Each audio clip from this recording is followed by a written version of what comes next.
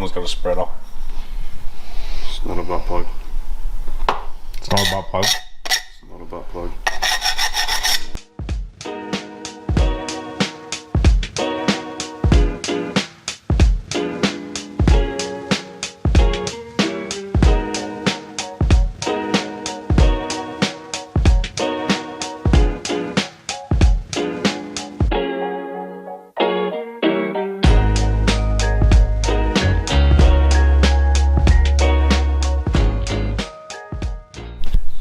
Alrighty, so last episode we finished the floors. We've given it a coat in Scotty from Oxytech. He's Easy Foss. So what Easy Foss is just a polyphosphate metal treatment. So what it does, promotes paint adhesion and seals raw steel and alloy. So we gave it a quick buzz with the orbital, gave it a quick spray in that. That'll keep it all good and sealed up until we get around to carpeting it, painting it, and really driving it really. So today, as you've already seen, we've cut some pipe in a bandsaw, cut them at 150mm. So what they are is just scheduled pipe. We're going to make our merge collector for our turbo. So turbo will be here this week. It'll probably be around backwards. Turbo is already here, so all good. So what we're going to use is LPS Fab merge collector jig. So essentially what it's going to give us is pieces like this. So that was done back when we first bought the years and years and years ago. Concept was there, execution wasn't great. So the issue that we would have had with this is once it all went together. So it's a 6 in a 1. It's too tight. Would have given us a few big gaps. It's a bit tight.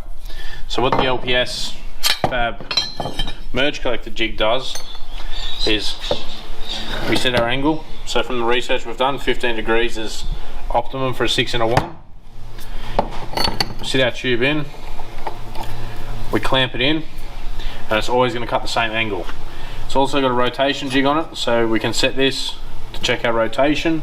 So we can cut one, spin at 90, cut the other one. So what we're going to do is we'll set this up on the saw now, give it a go, see how it works out, and let you know what the result is when we're done.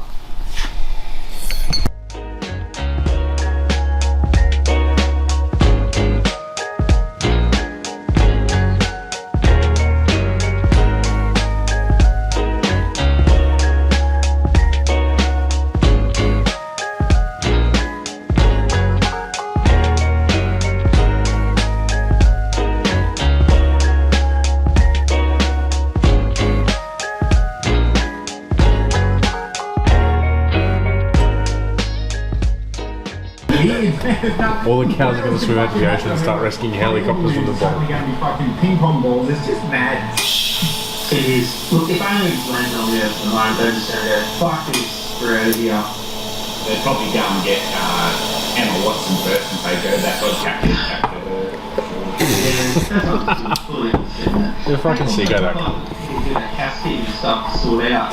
Someone asked me the other day, you know how we'll do like a retro Bible studies and we use the Night Rider theme, and then there's the old school burnout running, I guess it was Bow Bounce and burnout behind it. It goes along the Night Rider. That's actually Chris started, 775. So just wanted to put that out there for anyone who's interested. Whereas our normal engine burnout noise is of course using smoke. Fuck yeah. Fuck yeah. XY. It just seemed like the most attractive burnout noise for an old school Bible studies.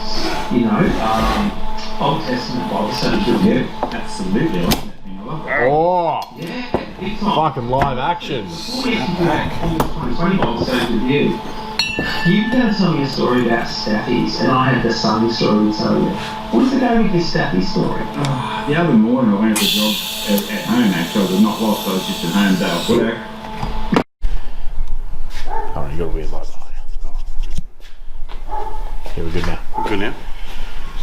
Righto guys, so you saw us just tack up these two 3-into-1s. What we need to do now is actually cut and square off the ends of these tubes. So what we've jerry-rigged here is we've just clamped both of them in there. There's no other simple way around it, we'll just clamp them both in there. Yeah. We've made a quick measurement of a rough port size. We're going to take a little bit off, and then if we need to take more off, there's obviously more there to take off. It's better to have more than trying to weld it back on. So yeah, it's that old measure twice, cut once, throw it in the bin, go again, but in our case we're just going to wing it and make it work. So let's go.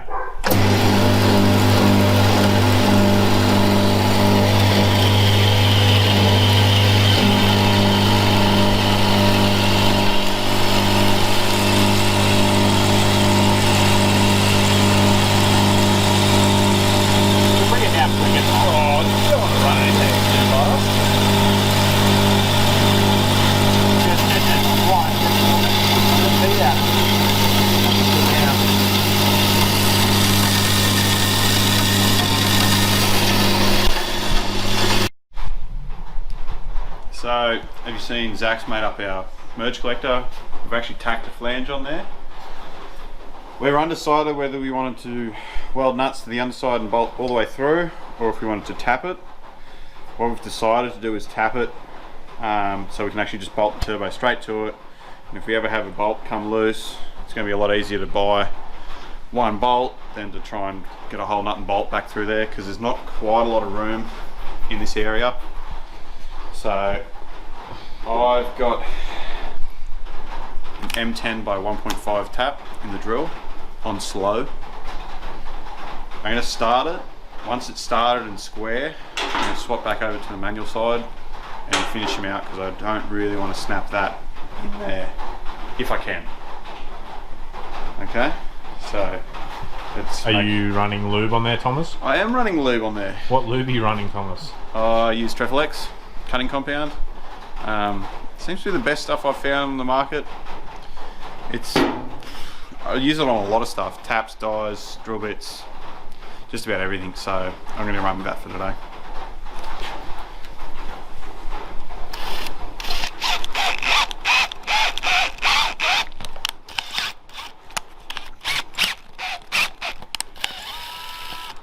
What they say with taps is one turn in, one turn out, or two turns in, one turn out. Depends how you want to look at it.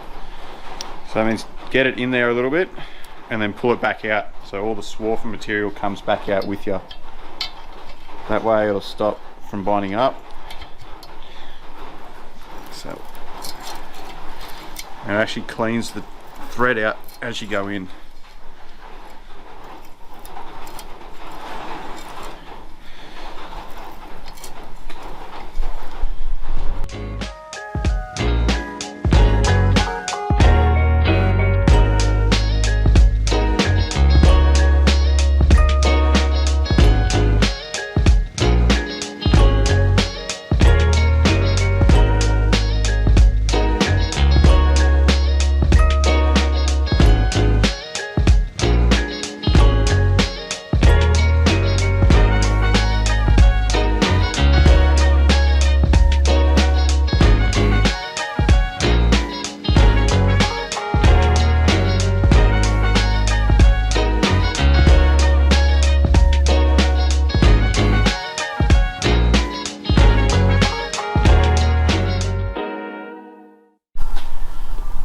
Alrighty, so we've made a mock-up of, or a bit of a turbo brace to say how we're going to hold our turbo, where it's going to be positioned in the bay.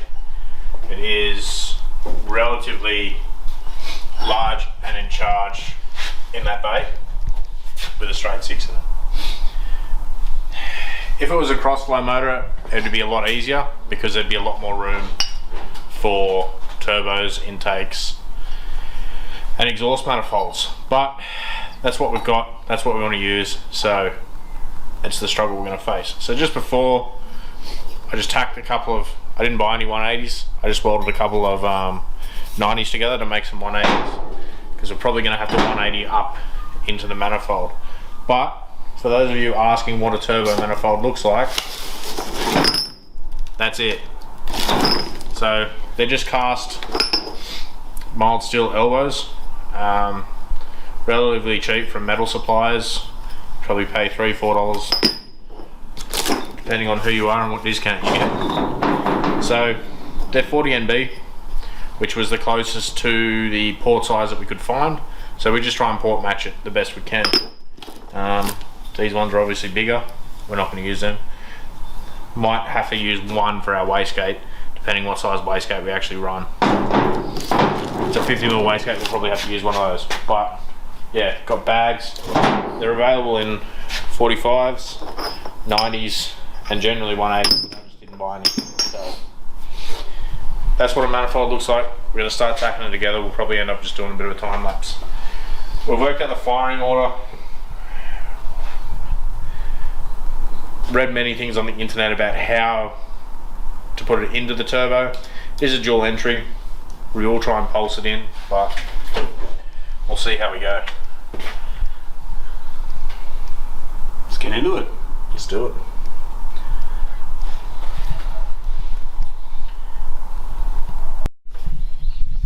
What are we doing today, Zach? So we've cracked on with the turbo manifold. You probably missed a little bit of it because we didn't really film it. No, we filmed most of it. It's just we got a flat battery. So anyway, So we got 1, 2, 3, and 4 done. Next is 5 and 6. But apparently you need a starter motor to make an engine start. yeah. So It's getting harder and harder to roll start these autos apparently. So what I am going to do is cut the block up. Pretty simple. But no, there's an adapter plate on the market that relocates it into the V8 starter position, which we might have to buy yet. and it still requires cutting the block. So we figure we may as well just cut the block and see if we can make it fit. If not, we'll probably just buy the kit. Yeah, we do have to make a cover plate to cover up the original starter location because we obviously don't want anything to come loose and fly out or get in there and fly, wreak havoc. So and get underneath there. I've just marked this little ear here on the block where that hole is. That hole doesn't actually mount anything. This one is the mount hole. But yeah, there's a black line there. I'm just going to cut that off. I'm going to see if we can pick up the 2 factory V8 starter holes and get the starter to sit in there. Well, under you go. Under I go. Safety first. Film it? Yeah.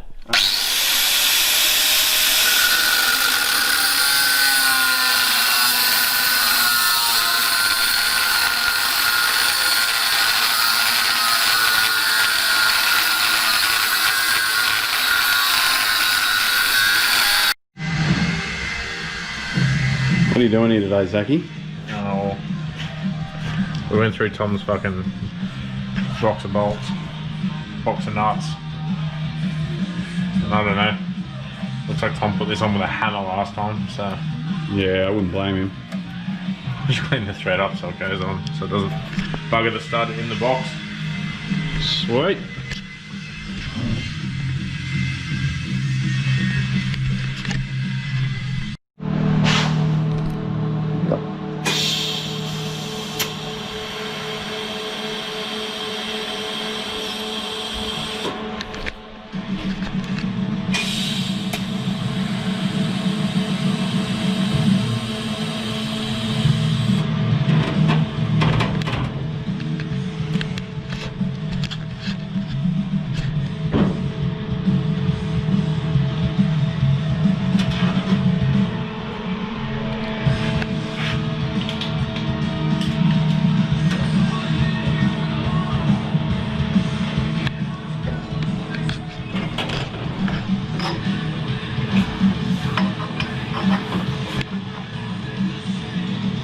Last one. Last one. Yeah, put that bit there. No, there, it's moved. So what are you doing? So, what we are doing is we want a 4-inch dump on our turbo. Now, when we ordered that, it come with a 3-inch V-band on the rear, which is fine for most regular applications, so that would fit in there. no worries. But we feel that's a bit too small for what we want to do. So we want to go something like that. It's a bit bigger. We're going to go 4-inch. So we're going to use a big concentric cone in the bearing press to flare that from 3 to 4 inches. Yep, pretty much. We're going to grease it up, get it over there, and it'll flare pretty nicely. I think the 4-inch mark was roughly where this transition changed, or it could have been there from memory. But what it does is it crimples the bottom of the tube. It's got that much pressure to actually squash the tube as it passes through. So we'll end up cutting a little bit off the end, which is all damaged, but it'll give us our reducer like we want. So we can go 4-inch. Alright, let's break something. No, we're not breaking anything.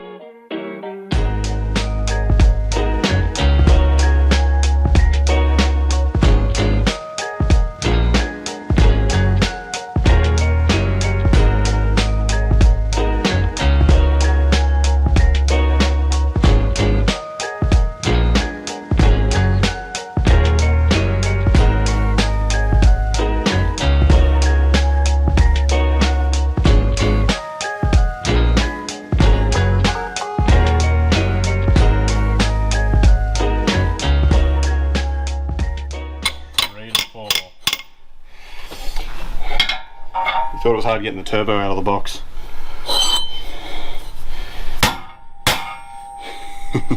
Now we gotta get this out of here.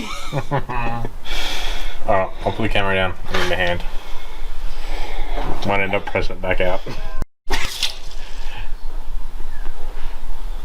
Today's tech tip.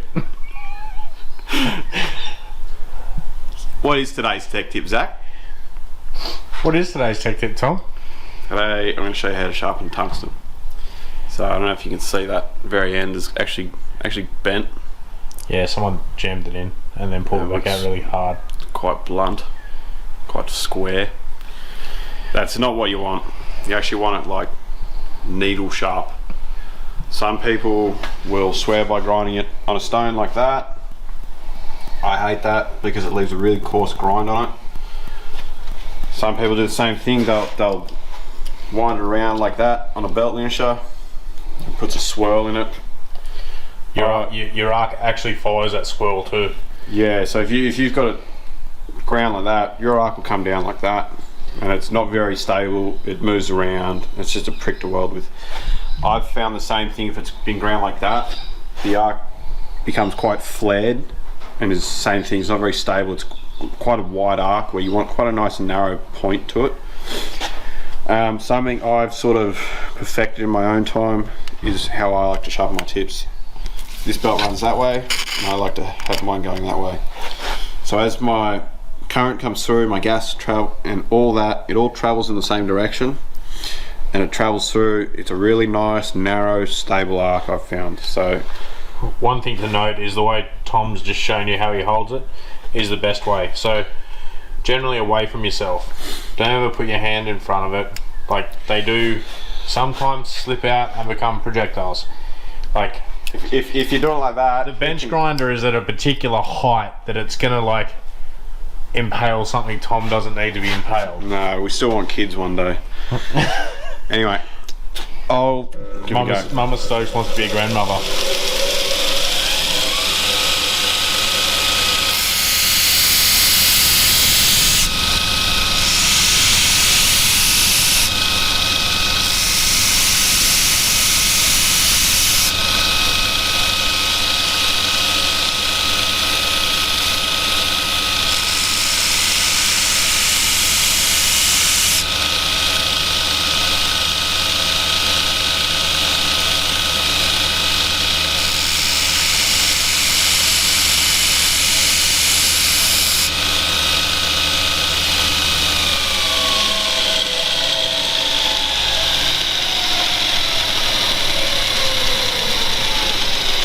So if you're like starting out learning and you're prone to like jab a heap of them in, sharpen 5 at a time. Sharpen both ends. That's something I even do.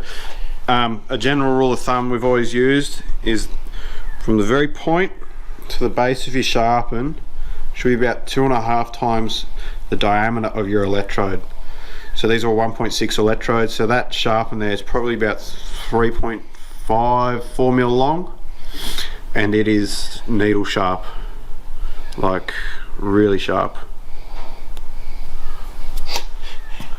Also sharpen a heap if you're going to get under the car to do an exhaust or something, because there's nothing worse than having to slide in and out every time you touch one. Another thing is, see all this sort of black scale on it? If you really want to spend the time and get a nice clean weld, clean all that scale off. Clean it so it's really clean. The cleaner your tungsten is, the better your weld will be. So that's today's tech tip, tungsten sharpening. Alright guys, take your time to practice. There even is machines out there called tungsten sharpeners. They go on like a drill, or sometimes they're like a Dremel, and you put them in. I haven't used one, but the results I've seen are fairly alright. So it's a user based thing. Whatever you feel comfortable doing is how you want to do it.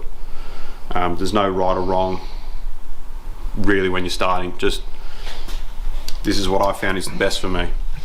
Yeah, as we said, it's the best for us. However you do it's how you do it, but that's how we do it, so we thought we'd just share it. Yeah. Okay, so we've got our cone piece. We tacked this piece straight to it, just so we could get it in the bandsaw to cut it down. So what we did was, got a set of verniers, measured where we're going to go into our V-band. So we want to sit up against this step here. Measured it, marked it out with the verniers down the cone, and what we've just done is done a little bit of sanding. Just wasn't quite enough, so we just did a little bit of sanding, and oh no, it's nice and tight. So as you can see, there's no gap all the way around, so that's what we're really after. So essentially, because this is stainless steel and we're going to TIG it, you really want the fitment to be nice and tight, so you don't want massive gaps. So essentially these tacks that are on here that we use to hold it in the saw were just tacks, no filler rod, just fused. So if there's a gap, the gap won't close up. But essentially that's our reducer or enlarger to go from our 3 to our 4 inch. So we'll put that on, we'll start making a bit of a dump pipe. We'll go from there. Turbo time.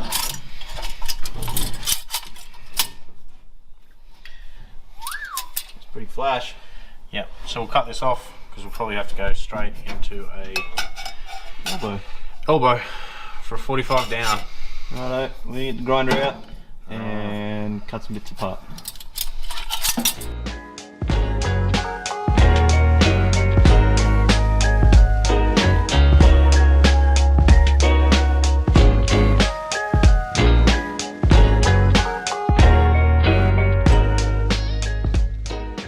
For it, that's for sure.